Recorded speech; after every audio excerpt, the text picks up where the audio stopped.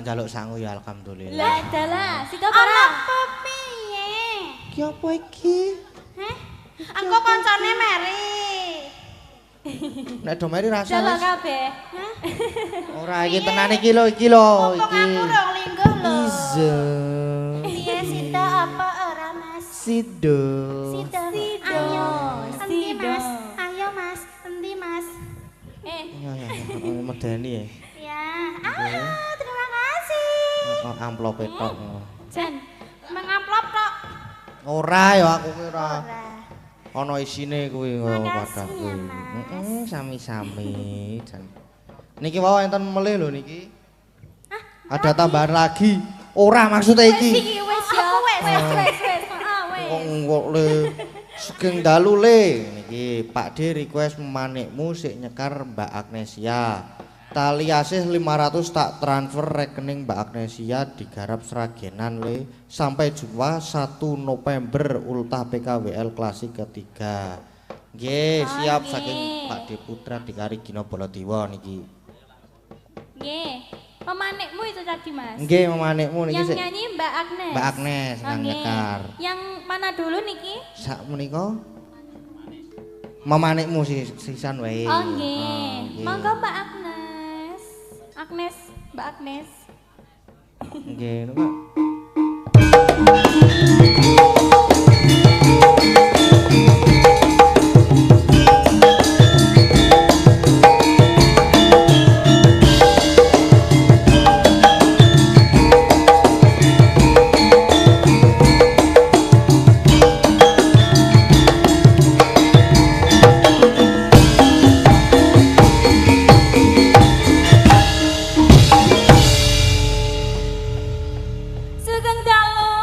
Sugeng dalu juga dalu. Mbak Agnes.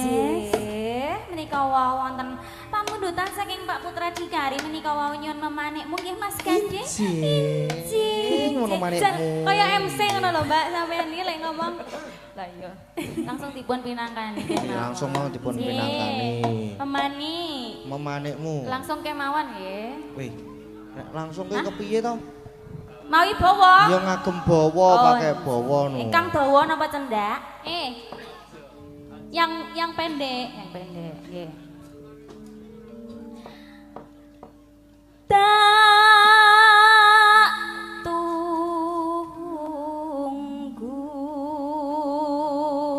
seliramu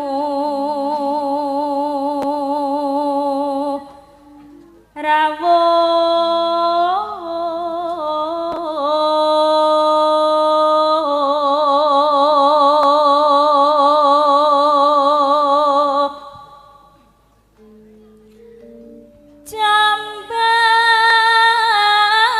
jambak bingung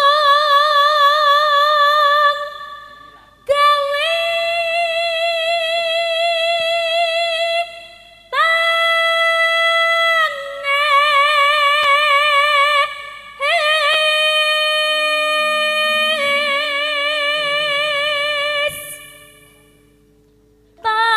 tangis kang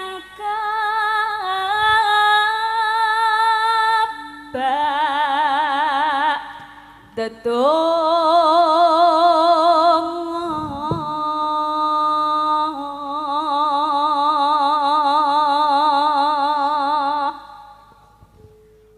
mong sliramu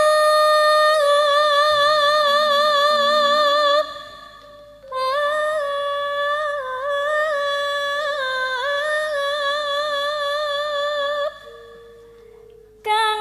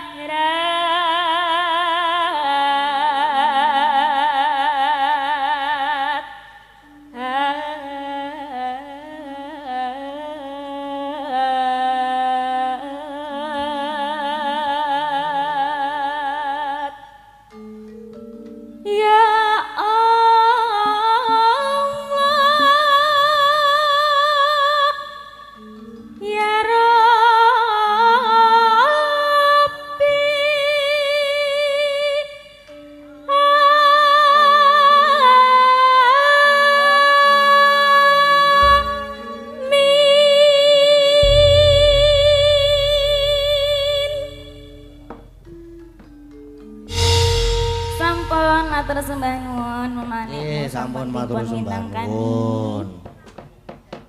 Dek Lintang ngagem pun mriku riyen. Ya, Mas Nggih Gede. niki enten Nyidam Sari, Nyidam Sari, terus enten wau napa? Ayang-ayang wau. ayang-ayang kalih Yening Terus Tawang. nggih Yeneng Tawang Lintang Asmara. Ya. Ajeng sik pundi riyen? Napa yang Nyidam Sari dulu, bawa dulu terus nanti lanjut campur sari gitu? Manut. Yang rancak-rancak maksudnya? Nggih. Pripun? Nek bawane Nyidam Sari kula dereng hafal ning pripun. Oh iya, mboten napa-napa. Langsung mawon pripun? Langsung Nyidam Sari Nggih. langgamipun. Nggih. Nggih. Langsung mawon diduetke napa mboten? Iya, no duet kali Oh, jenengan duet. no, Mas. Duet? Duet nggih, Pak, nggih. Nggih, Mas, duet no. Dah kula tak searching riyen nggih. Jangan. Dalam berdiri. Oh, nggih. Berarti jumeneng Mbak Lintang, jumeneng Oh, mulih. nggih, nggih. Nah, niki pun ketemu niki. Sampun, Mas. Sampun. Nggih, langsung langgamipun nggih. Langsung Mas mawon. Gading dulu. Kula riyen? Nggih. Oh, nggih, saka Bonang rumiyin mboten apa-apa. Nggih, saking Bonang riyen.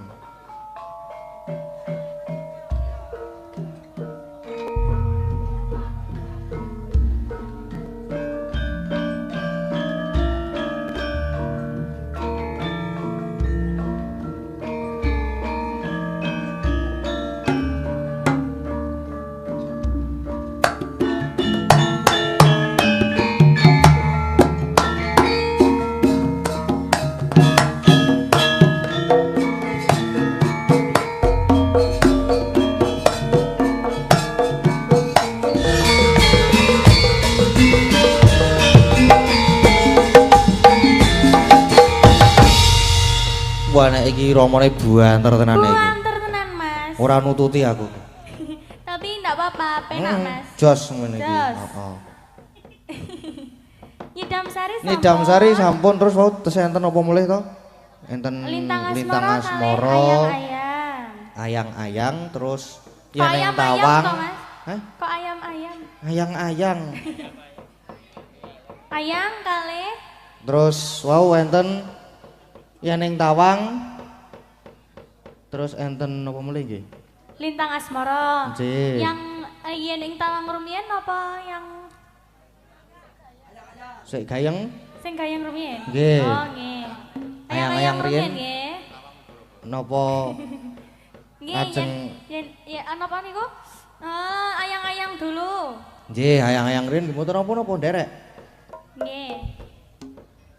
Berarti ayang-ayang riyen iki. Iya, Mas Oke, Gading. siap. Yuk ayang-ayang yuk.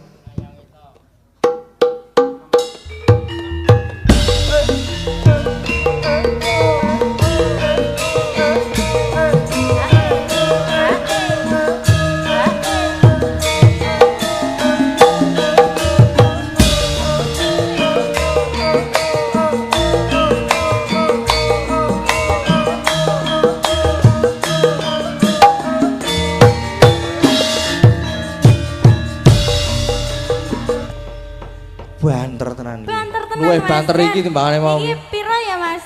200 kecepatannya yo. Napasku entek. Nah, masa ya butuh Masalah. napas buatan loh, Mas? Masa butuh napas buatan? napas buatan ki kaya ngopo to? Iya, pakai oksigen. Ah iya nganggo oksigen. Terus lanjut mulai napa mboten? Lanjut no ya. Terakhir ini Enten apa mulai to mau? Terus Oh. enten Yeneng Tawang, wong mengki gara-gara mawon niku. Terus enten Lintang Asmara. Lintang Asmara. Lintang Asmara kuwi kudu ana kancane. Oh, Nggih to? berarti berdua. Berdua. Oh ya. Sama siapa, Mas Gading? Nika pojok dhewe nika lho. Kok apa enggak? Bu Pras wae. Sip banget ngelanusan kok. Lagi Lintang Asmara, Ibu. ben ora chattingan wae kan mau kok chattingan. Ngono kuwi chattingan karo sapa Oh, ya, aku Mas? ya ora ya? ngerti ngono kuwi iki Aku kok chattingan kepo karo ya, Mas, sapa. ya? Ya Kok karo ketoke? penggemar no apa. Oh.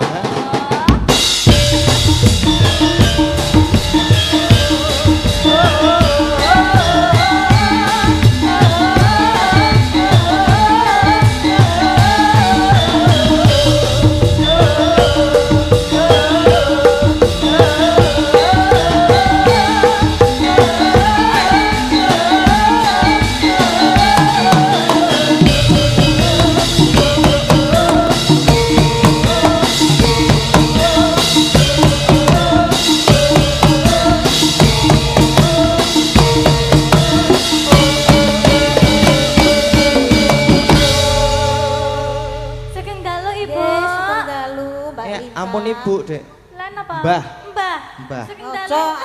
ojo mbak gak Pripun? ketok tuwa. Kan Pancen kita, kula gak kuangan kali jenengan Ibu. kita seperti anak kembar. Nggih, tapi Kembar saking pundi to? jenengan Bu? sing apik, aku sing bosok. Alah nggih boten to, Bu. Oh, ya ning ya mesti do milih aku lho nok daripada kowe. Nggih. Heeh, tak Panjenengan tekonane. sik Milih sinten nggih? kinyis-kinyis ngene lho. Milih kula napa Mbak Lintang? Oh ya bener berarti. Bener jenengan. Ibu. Nek Ya milih bener, aku oh. kleru nggih. Nggih, sehat nggih pun jenengan nggih. Alhamdulillah, Alhamdulillah, sen seger waras Nggih. nggih jenengan tasik semangat. Panjenengan yasane pinten Ibu? Kula Nggih. 17. Wah, Nggih. 17. Wis apa? Heeh. Saya 17 to. Oh 17. Wah, lah. Pundule saka swidak. Oh, nggih. Ya wis tuwa nok ra apa-apa sing penting. Alhamdulillah tasik. Alhamdulillah Nggih tasik. sehat. Sehat awet timur jenengan. Nggih, sing penting isih kemayu. Ah, Jan, oh. kemayu saestu jenengan lho, Bu. Kemayu, ah sing didol ning le kemayu no. Arek adol apa nek kaya mbokmu. Nggih. Nggih, monggo. Apa ki Mas Gading? Lintang Asmoro. Lintang asmara iya. Ibu. Nggih. Lintang Asmoro ki duet karo Mas Gading lho. Lah nggih. Nggih, Mangke monggo, Mas. jenengan nggih nderek duwe. No kudu no. Ning Iya, iya. tengah-tengah ya Mas ya. Nggih. Nah, cocok Kudu. weh. Yo. Ning ya kuwi aja kepencut tenan karo aku. Lah. Ora Ning nek sak lagu kudu. wae. Heeh.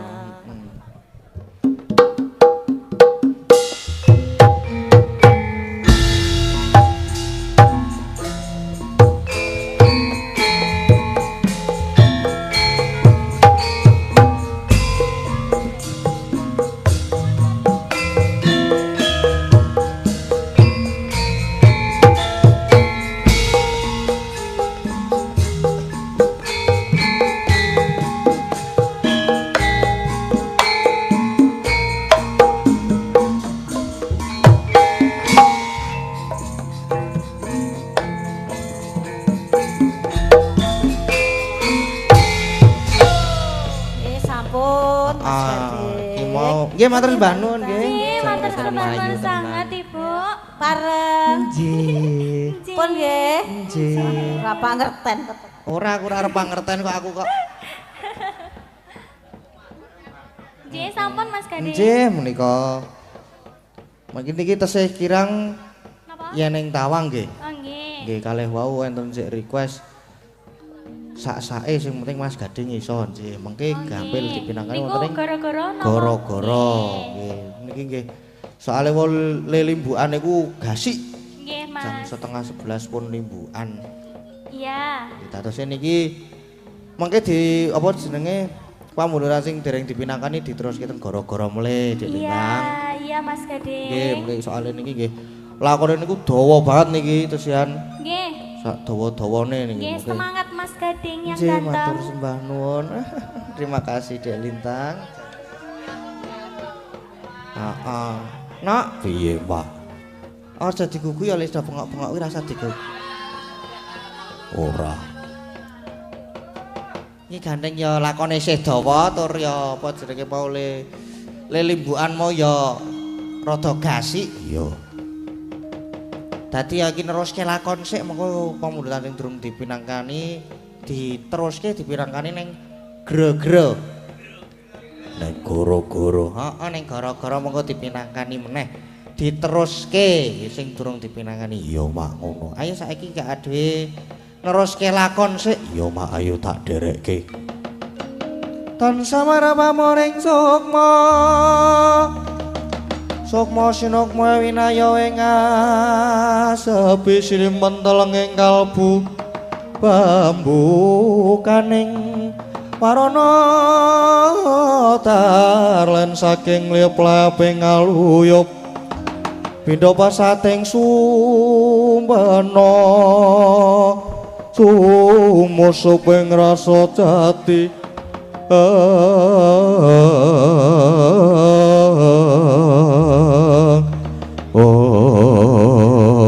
sinegek semanten ketika capok ingkang wonten lenggahing arga kutha Runggu Raden Anoman Resi Mayangkara ngawit dhateng para kadang bae satu masami gumbira diasih.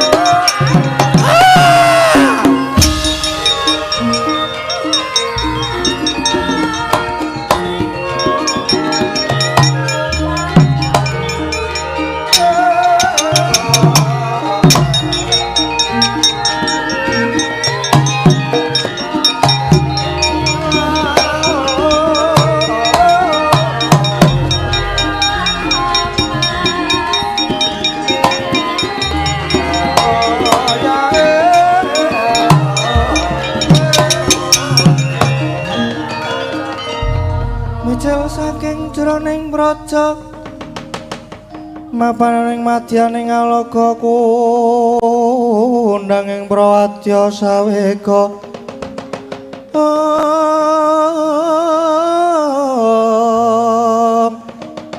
pasara tambur miyang suling pepandhen taludak miya pandira kakandha mawarna warna pindha cala diana seri kawuryan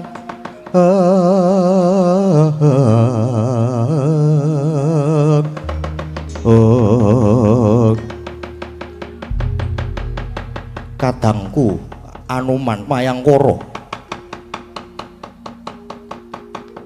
rene nggonku suwana ngersane Hyang Adi Panembahan Begawan Kesawa Sidi kepara rada adoh aku ya Begawan Mayanaka bayuning gunung nungsum pawarta apa ingkang dadi dawuhe Sang Mahawiku aku Situ Banda bayuning gajah uga nyadung dawuh nadyan aku bayuning naga uga cumadung dawuh aku Garuda Mahambira bayuning kukila nungsum pawarta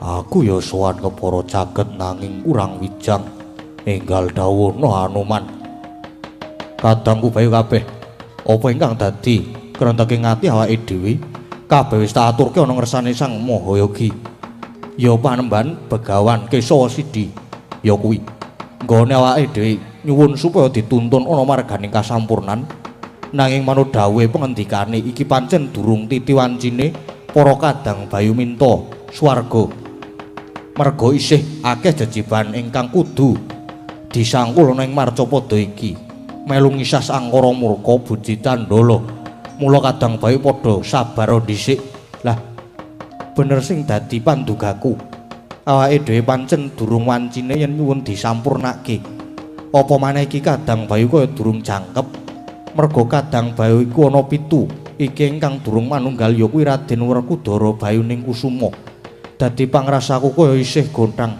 ya bener kuwi isake jeciban ingkang kudu disangkul melu ngewangi Werkudara kudu melu ngewangi Werkudara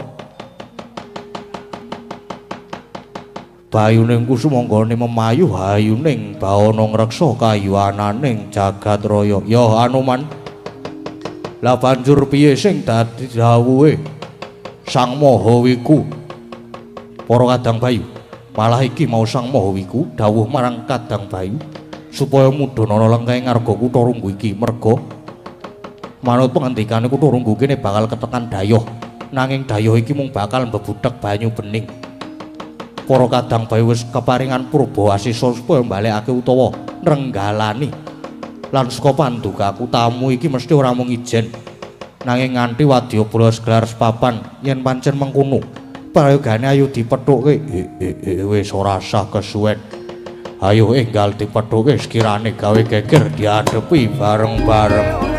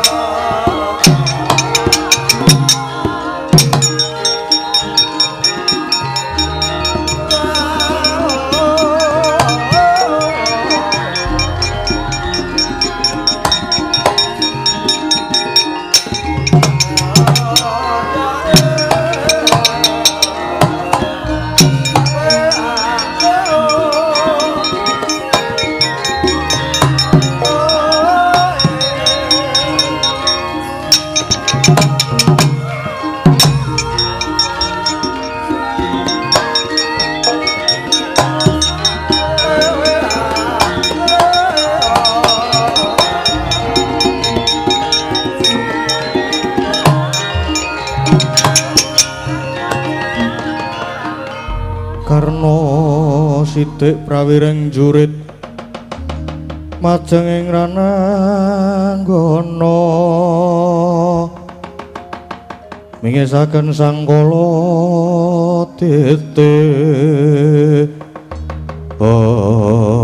Paman Haryo sampun mungko dhateng kula lan nganti Kurawa kanthi sikap gegamaning ayuda inggih nggih mapan menika inggih mundi dawuhipun anak Prabu Duryudana supados ngawat-awati tindak paduka anggir inggih matur nuwun malah menika sampun ngancik wonten lengkeng ngarga Kutha Runggu pramila niki mangke kula badhe minggahing pertapan Kutha Runggu manggi Begawan Kesawa Sidi badhe nyuwun pepakem Kutha Rama inggih menawi boten dipun paringaken prayogi pertapan dipun damel sungsang bawana balik kemawon nek perlu pertapan diobong kemawon inggih paman Kurawa supados tata-tata siaganing ayuda monggo minggahing pertapan inggih monggo ger Kartomarma lho wonten dawuh man ayo melu munggah ger nggih ngesaken dawuh paman monggo kula dherekaken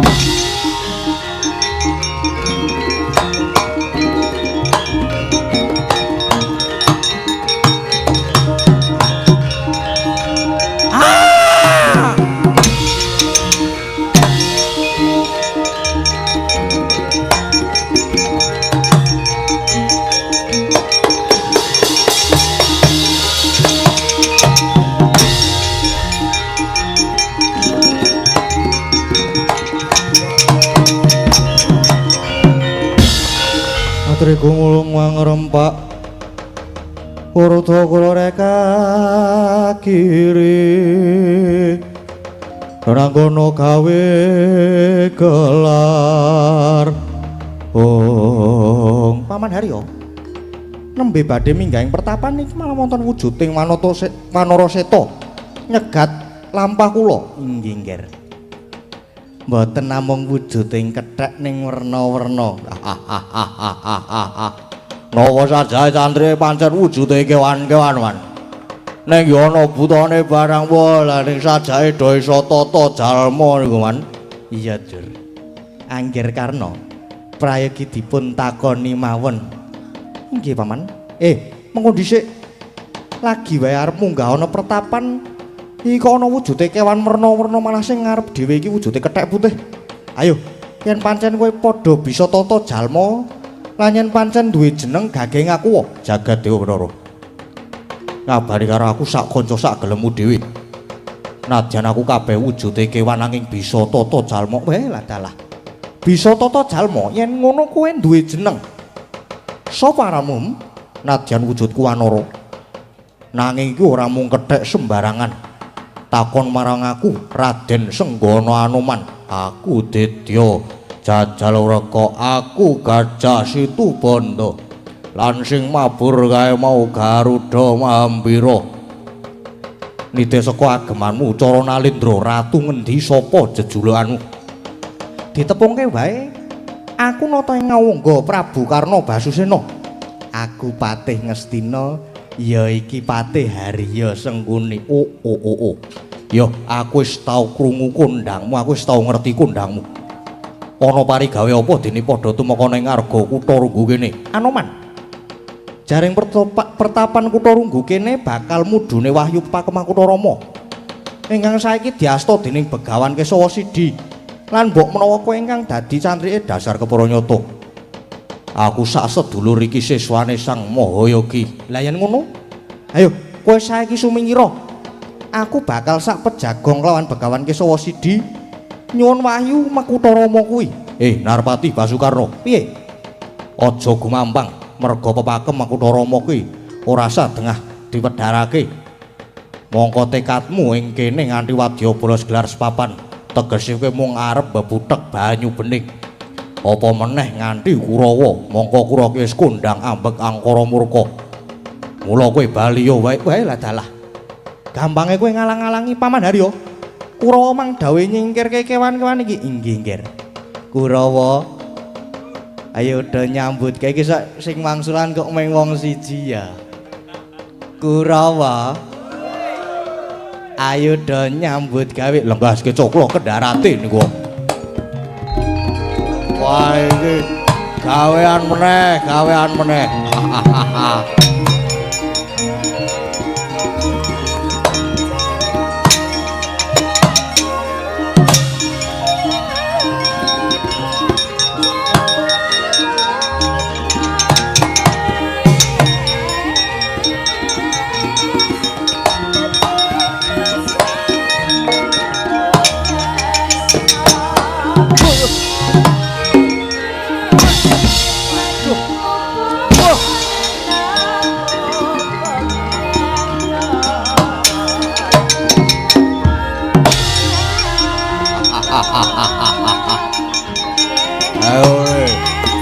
Awas tandak muter kowe.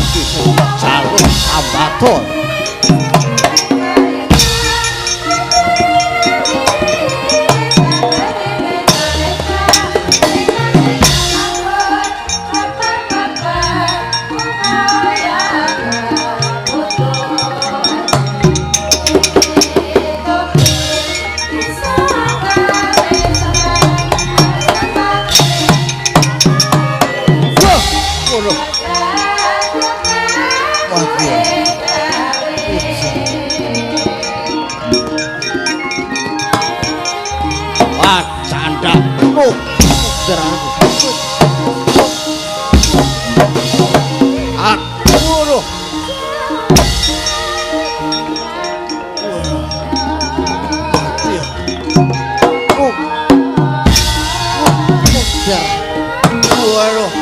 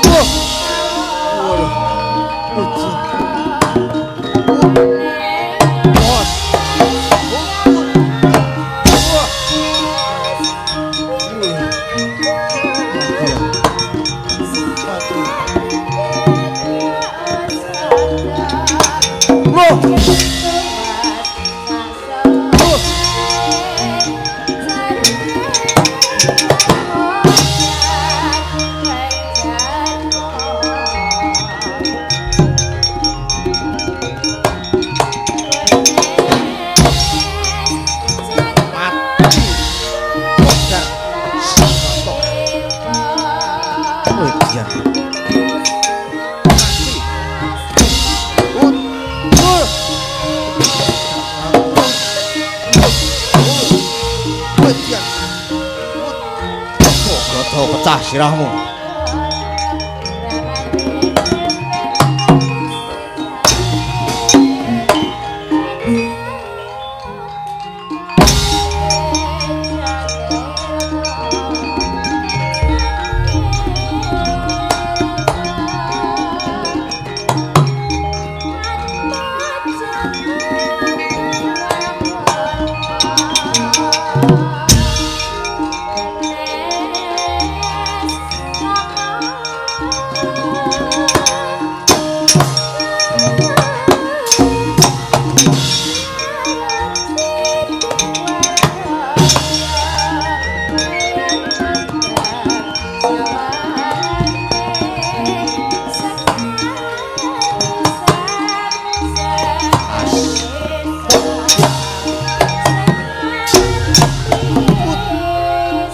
Jolke.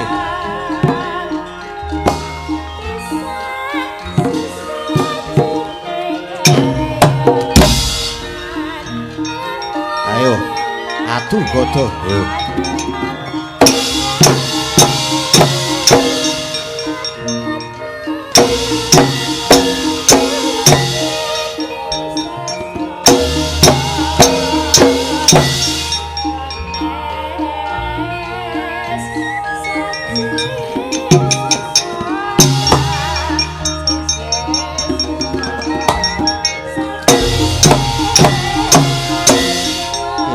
Podra kowe.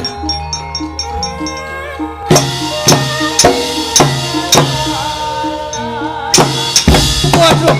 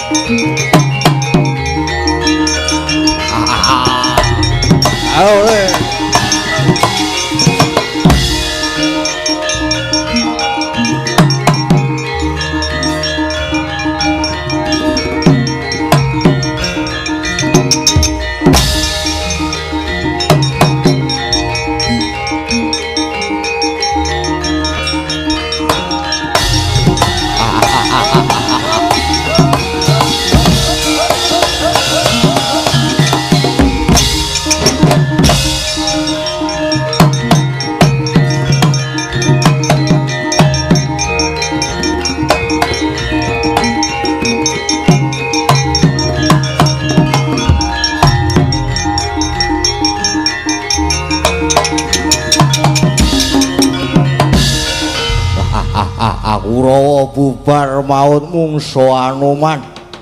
Ayo aku ya golek mungso sing imbang. Kowe buta jajal raka ya? Ya aku dadi jajal raka. Kowe sapa? Aku Raden Dursasana. Ayo mungso karo aku ana sirah buta tak nggo gatheng. Maju tak rimah-rimah untal marang kowe.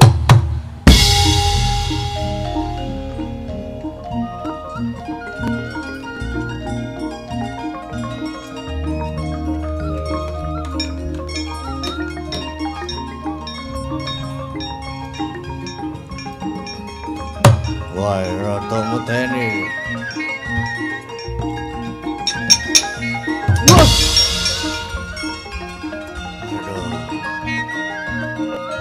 Ya.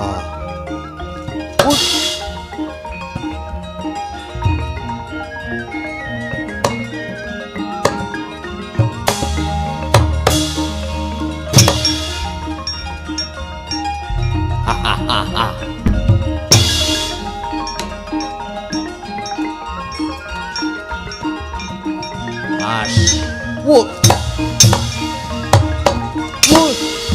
Mutiar kowe. Wah, edan buta kowe ampun. Lintah.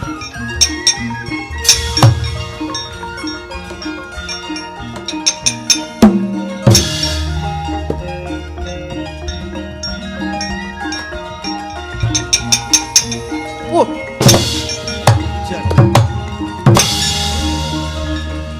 Ojo Indro.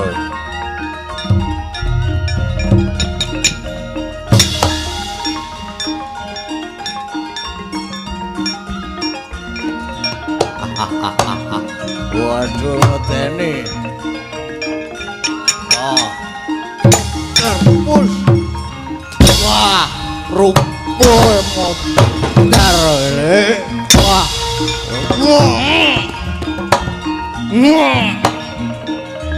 Waduh.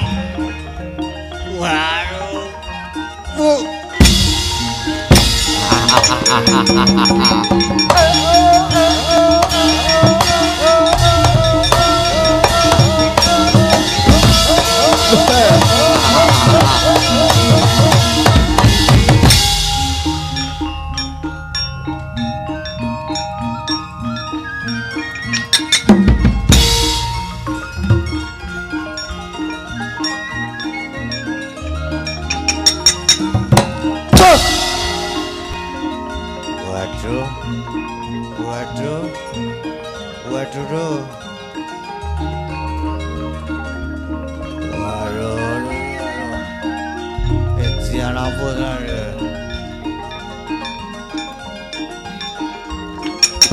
Waduh, wah, waduh,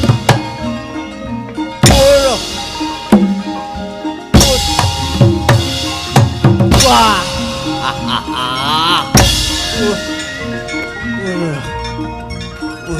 Mati lah.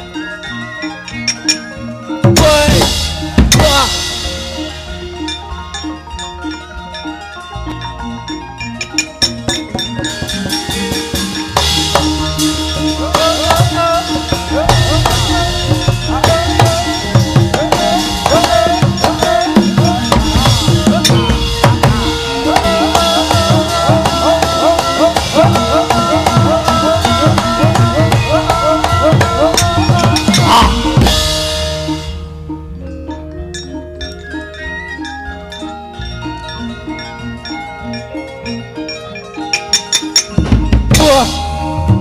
Waduh.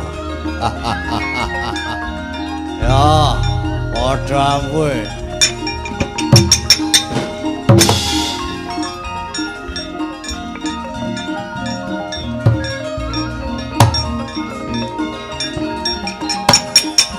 Wah.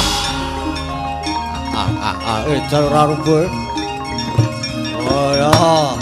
Mutar kowe. Mati mutar. Ah. Waduh. Ah. Ah. Wah. Wah.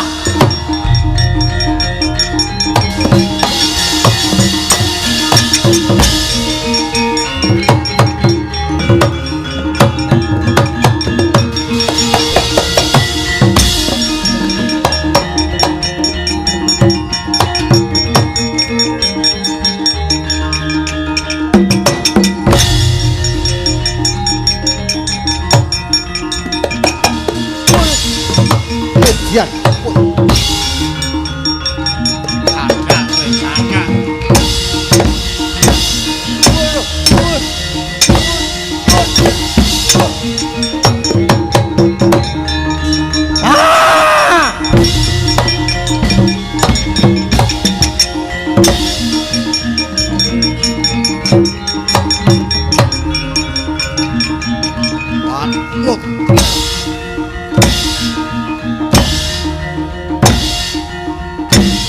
piye to iki?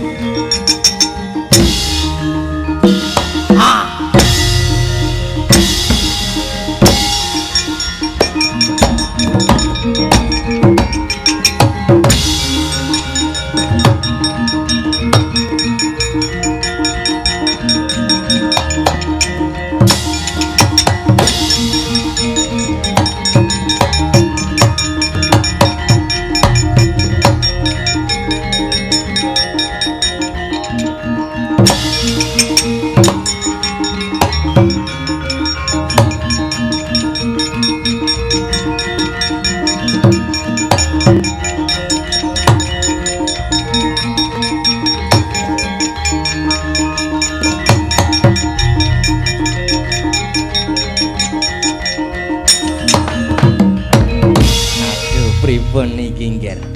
Jebul siswa-siswane Begawan Kesa Sidi nadyan wujude kewan-kewaning boten saged disangga enteng. Kurawa sampun bubar mawut. Prayoginipun pripun niki nggih? Paman. Salebeting sami Bandayuda niki wau kula miling-miling nyaketi pertapakane Begawan Kesa Sidi. Lan cetha yen niki pepakem Makutha Rama mboten badhe dipun wedharaken. Lah nggih. Cetha mboten diparingki lajeng kersanipun Kula ajeng nyolong laku golek lenane Begawan Kesa Sidi. Badhe kula lepasi senjata Kunta, Paman. Oh nggih, prayogi sanget mriku nggih manglepaske senjata Kunta.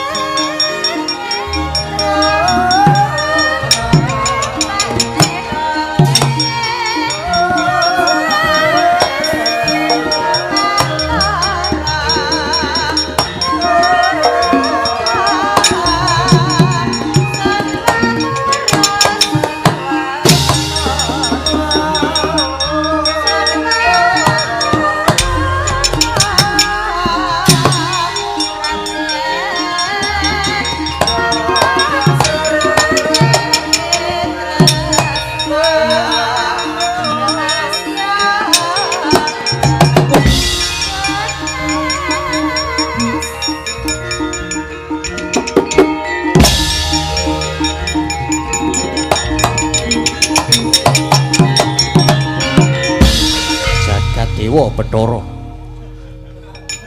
ing atas Narpati Basukarna kae satriya lan senopati nanging laku culika nglepaske gegaman mongko sing dituju sesembahanku Begawan Kesa Sidi yen ngono tak saute pusakane Karna kae.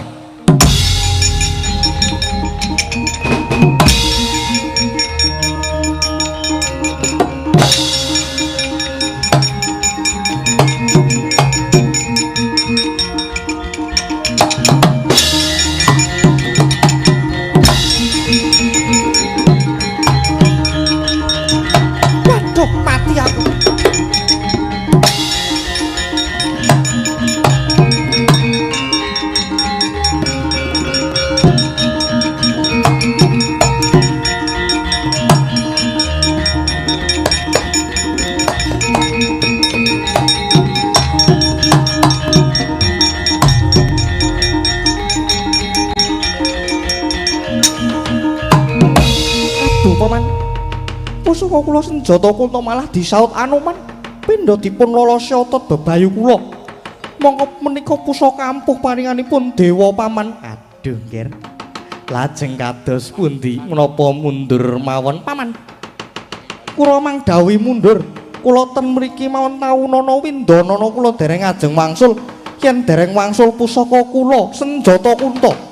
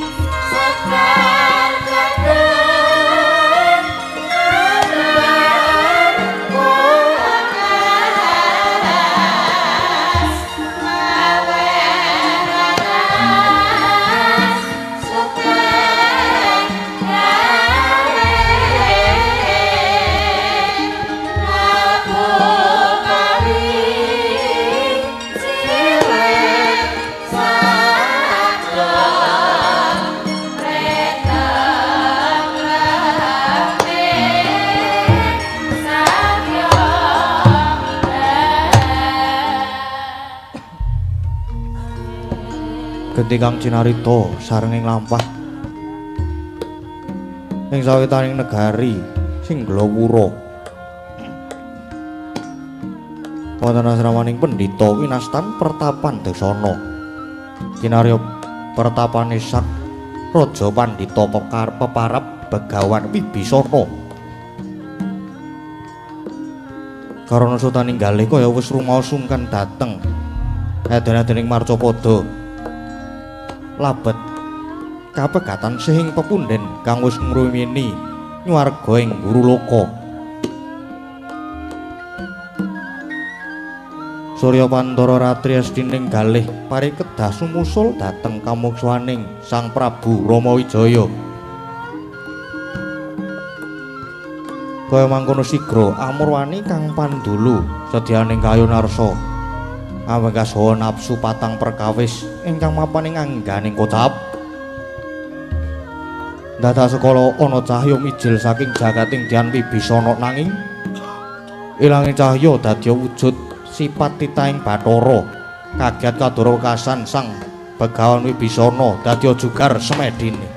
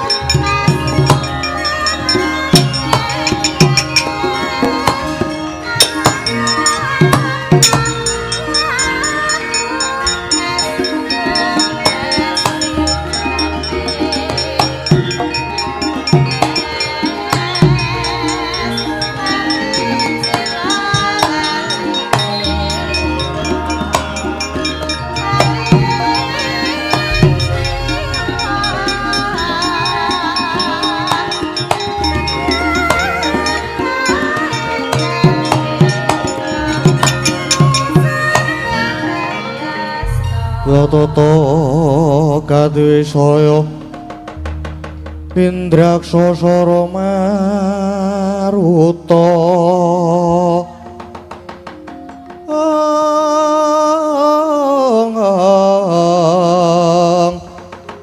Bawana kono margana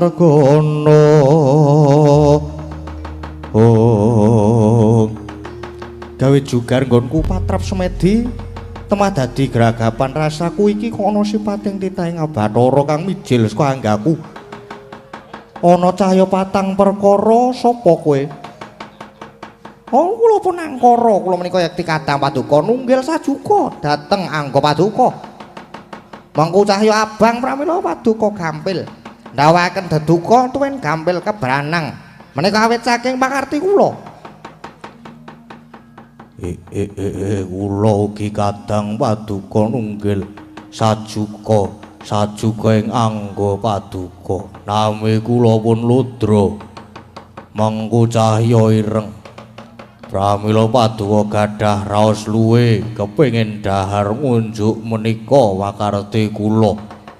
Oh ladalah kula inggih kadang paduka nunggil sajiwa nami kula Sukarda mangku cahya kuning ning boten enten buta werna kuning saentene nggih ngaten niki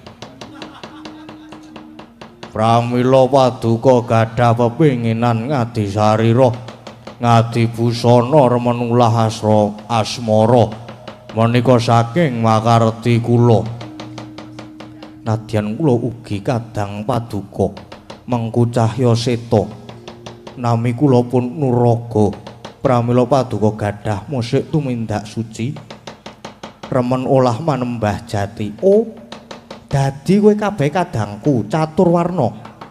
Kula ninggih dosang peremban. Wit brol mijil wonten ing Madyapada kula kadang menika sampun nunggil sajiwa kalian angga paduka. Nanging kenging menapa wekdal mangke paduka bengkas. Kenging menapa paduka tega dateng kula. Kadangku catur warna. Ora teges aku tega marang kowe kabeh. Nanging pancen kalenggan iki kowe kabeh kudu oncat saka anggap. Krana aku bakal nggayuh sampurnaning urip. Mula jog nganti padha ngrendheting sedyaku kudu tak bengkas. Aduh, yen mekaten kula sedaya nyuwun dipun sampurnaken babar pisan peremban. Wih dalah. Yen aku kudu nyampurnake kowe kabeh, aku ora iso. Nanging ana dalan kang prayoga kanggo kowe kabeh.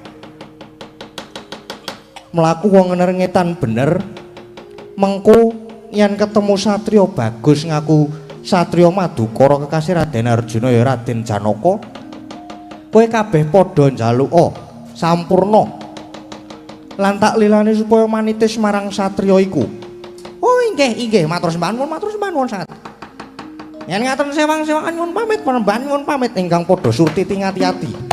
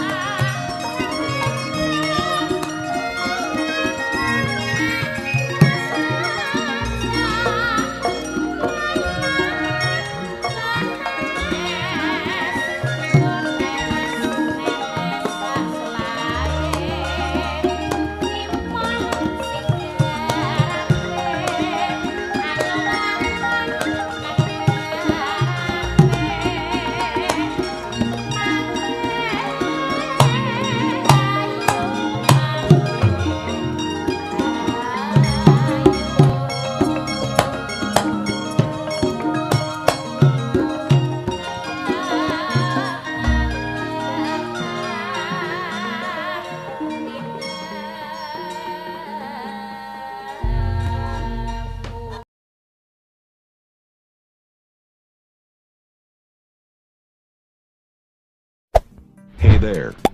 Subscribe to my channel. And also press this bell icon.